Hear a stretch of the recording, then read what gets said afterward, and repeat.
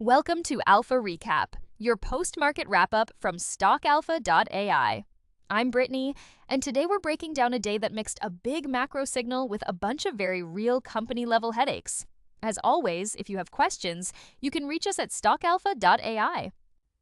Thanks, Brittany. Lots to unpack from the close today.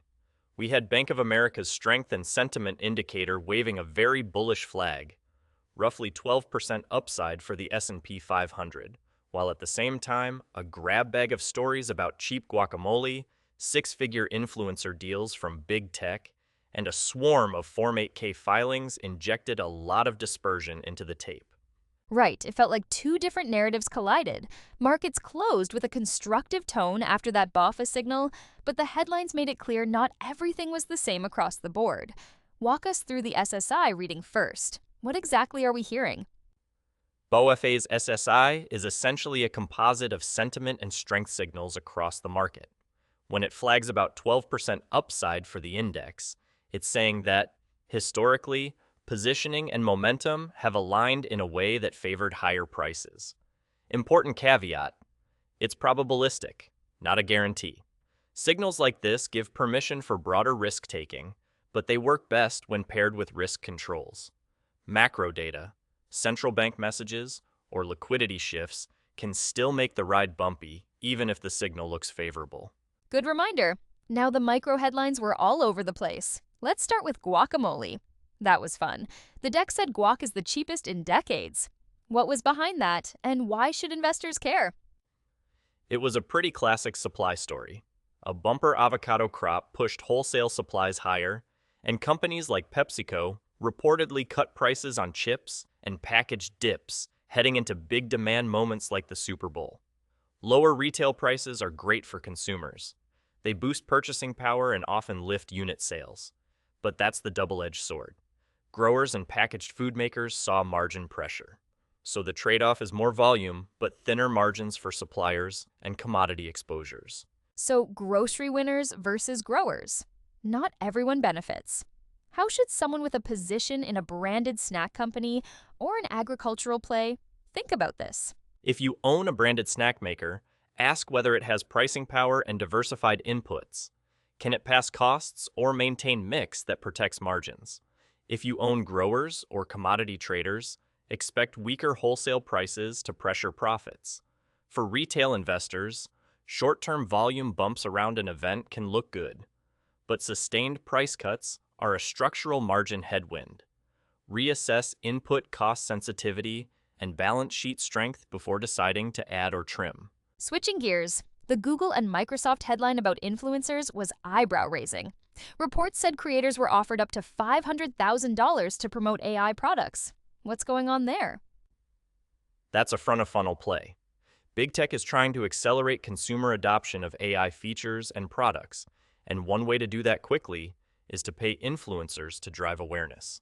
Fees as high as $500,000 show how important rapid adoption is for them.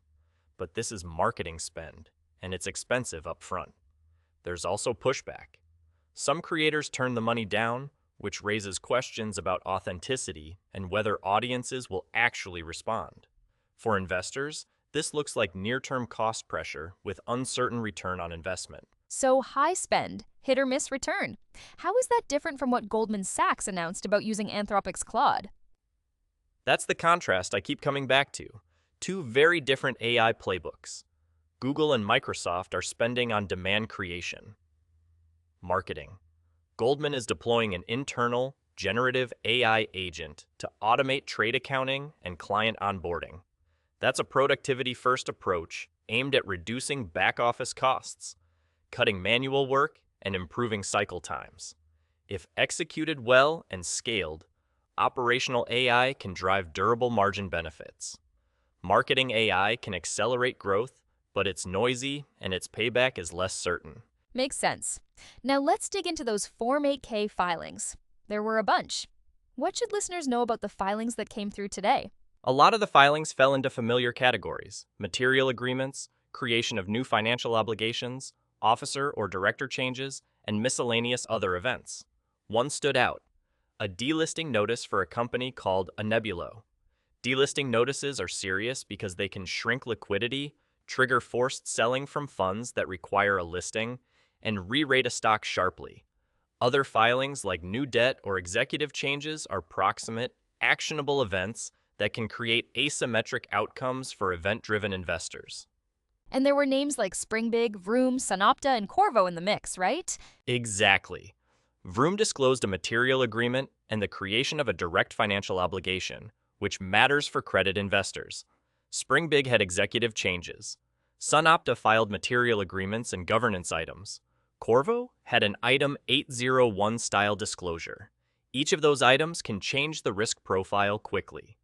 That's why, even with a market-level bull signal, active managers and stock pickers were right to exercise caution on affected names. Let's translate that into concrete advice. For a retail investor with broad index exposure, what did today mean? If you own broad index funds, BofA's signal was supportive of staying invested in the market. But don't ignore company-specific headlines. Small caps and thinly traded names with recent Form 8K noise, especially delisting notices or new debt, carry elevated tail risk. A simple approach is to maintain your index exposure but trim speculative holdings with governance or liquidity red flags. And for a dividend investor who cares about steady cash flow? Margin compression in food suppliers is a red flag for dividend hunters. Look for companies with pricing power, diversified supply chains, and conservative balance sheets. If you're worried, this is the time to stress test dividend coverage under weaker margins. Market overreaction to price noise can create buying opportunities, but only if you're confident in the cash flow durability. What about growth investors who love the AI narrative? Growth investors should be discerning. Institutional deployments like Goldman's are evidence of durable productivity benefits. That's the blue chip, long-term case. But when a tech firm is burning cash on six-figure influencer packages, you need to ask for measurable adoption metrics. Favor companies showing early, quantifiable efficiency gains, things like reduced processing times, headcount redeployments, or lower error rates, rather than just marketing splash. Event-driven and credit investors probably had a busy day too. What did you see for them? Definitely. The cluster of Form 8Ks created potential windows for activism, restructurings, or distressed credit plays. If you specialize in event-driven strategies, these filings are the kind of catalysts you look for. For credit and fixed income investors, new direct obligations or delisting risks force you to re-underwrite recovery assumptions and covenant headroom quickly. Quick tactical checklist. What should listeners do if they want to respond to today's tape? Short checklist. 1. If you follow the market signal, size positions prudently and keep stop losses or hedges. 2. For stock pickers, use the 8Ks as inputs to downgrade conviction when you see governance or liquidity issues. 3. Thematic AI investors should favor companies showing measurable operational impact, not just big marketing budgets. 4. For consumer staples, review input cost exposure and pricing power. And 5. Stay alert for follow-on filings. Many times, companies update guidance after these headlines, and that determines whether a trend is transient or persistent.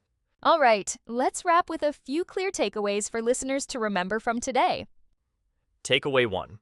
A market-level bullish signal like BofA's SSI can justify broader exposure, but it's not a free pass to ignore micro risks. Takeaway 2. Cheap guacamole is a win for consumers, but a potential margin squeeze for growers and branded food makers. Takeaway 3. Distinguish AI marketing spend from AI operational deployments. One is noisy and costly, the other can be a multi-year margin tailwind if implemented well. Takeaway 4. Form 8K disclosures matter. Delisting notices and new obligations can quickly reprice risk, especially in small caps. And final takeaway, pair macro signals with micro-level filters. Balance sheets, governance, and measurable metrics should guide how you allocate risk. Perfect. Thanks, Ryan. That was a great synthesis. Any final thoughts before we sign off? Just this. Markets closed with a constructive backdrop, but dispersion was the story of the day. If you're taking cues from index signals, do it with a clear checklist for company-level health. And for anyone invested in areas touched by today's headlines, Keep monitoring follow-on disclosures. Those are the details that decide whether headlines turn into trends. Thanks again. That's Alpha Recap for today. If you have questions about anything we covered, head to stockalpha.ai where you can ask us directly and we'll answer live. For more market analysis and insights, visit stockalpha.ai. We'll see you next market close.